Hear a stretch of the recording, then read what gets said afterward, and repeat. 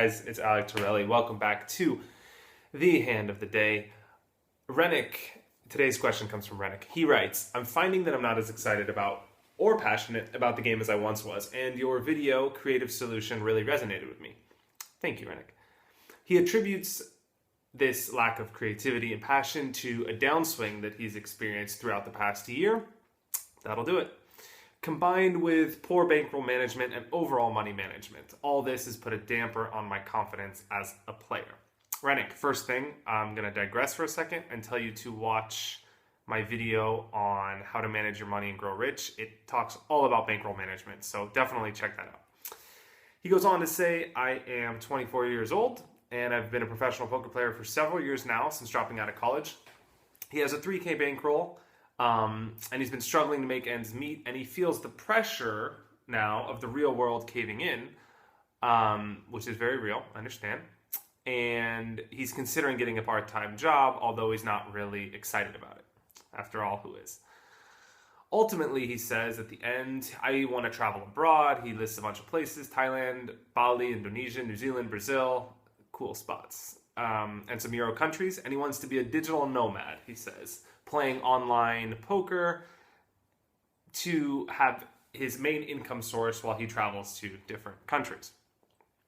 So, boy, Rennick, okay, few things here. First is to kind of get real with what you're trying to do. You want to live, the good life. You want to travel around the world and be free and play poker, which is awesome. And I commend your ambition. I think that's great.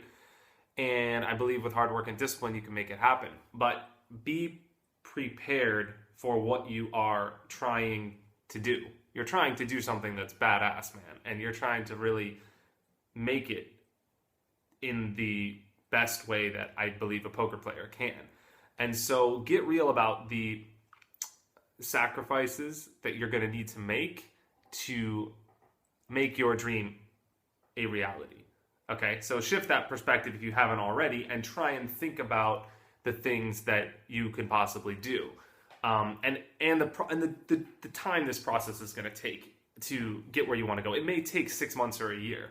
You're not going to leave tomorrow, realistically, and that's okay. But get real with that and get on the grind, and know that that's the kind of work it takes. This is a process, and the purpose is to enjoy the journey, not the destination. Okay, so enjoy those times of grinding, because it could be fun, it could be inspiring, and you could use it as fuel to get where you want to go. So ask yourself now, what sacrifices are you willing to make to this? For example, I sold my M6 BMW when I left on 2-year around the world trip. I went pretty much all around the world, but in the end it was worth it, because this thing was kind of like tying me down. It was something that I was really emotionally attached to, and I was like, all these upkeep and costs, and it just really wasn't worth leaving it in California sitting there depreciating, doing nothing, when that could get in the way of living my dream. So I had to make a choice, and it hurt. It did hurt. That was a dream of mine to own that, and I ended up selling it. Not only because of the money, but also because it was just hindering me. It was tying me down. So maybe you have something that's tying you down. Physical things tie you down. They're a disaster. Don't accumulate shit. Get rid of shit. And you will be able to not only have more money saved up, but also be more liberated to get where you want to go. So, step 2, start with what you want. You wrote me a long email, which I'm happy for. I got a lot of information about your situation, which is great. But at the end, you included what you wanted. The last thing you said was ultimately what I want to do. But start with ultimately, okay? Because what you want to do is travel and be a digital nomad. So find out how much that costs, okay? So be real with your expenses. In step 1 of my training course, that I'm going to be putting out soon, I really go into serious detail about how to make this work.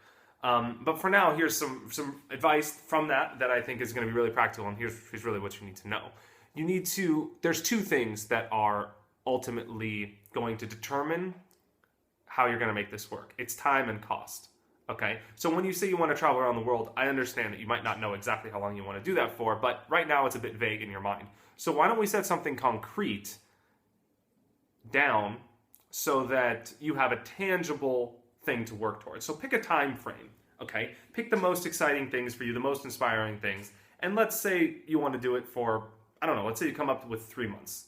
Maybe you come up with a year, maybe you extend if it's going well, if, you're making money playing poker and you can make it work. And that's great and fine. But let's say right now you want to go for 3 months, for example. So now you have a time frame and now you know how to budget for that. Then step 2 of that process is to go and figure out how much that's going to cost. And that depends on where you want to go and what you want to do. You listed, 7 or 8 countries and 4 continents. And that's really, it's inspiring, but it's also a little vague. So why don't you pick something specific out of that, extract something that you want to do that's really tangible. And I'm talking like go to hike in New Zealand. I want to go to New Zealand and I want to hike Abel Tasman National Park, as opposed to saying I want to visit Thailand. You see the difference? Because now you have something you actually want to do, right? Now you know I want to go to Abel Tasman National Park and hike. How long does that take? Okay, that takes a week. How much does that cost? Well, I got to fly to New Zealand. I got to get my ass to the national park. I need a backpack. I need this. I need that. Write down all those costs, okay? And get a budget as realistic as possible as you could get. And this is going to take some time and research. I think it's going to take you a couple days of full-time work to do it, and that's okay. Also add a cushion to that budget so that you don't run out of money. It's always better to have too much than not enough. But this process is going to kind of liberate you to enjoy, the journey between now and getting there, and also make it really tangible. Now you have something that's actually happening. And I've done this tons of times. When I went to Asia for the first time, I looked up like 7 cities I wanted to go, and I looked up hostels I wanted to stay at, hotels, whatever. And it really made it tangible. I mean, print out something and stick it on your wall, of the hike you want to do, or whatever it is. I'm using this hike in this example because I did that hike. But anyway, that's really going to help you, and that's really going to make things feel for you and inspiring. So while you're doing this process, I encourage you to live cheaply, man. Like, I think you can do this whole thing traveling for a year. You could do it with, you could do it with any amount of money, but you could do it really with $15K probably. And, that's going to, you could travel all around the world with that. If you're smart, go on couch surfing, go on stay in hostels.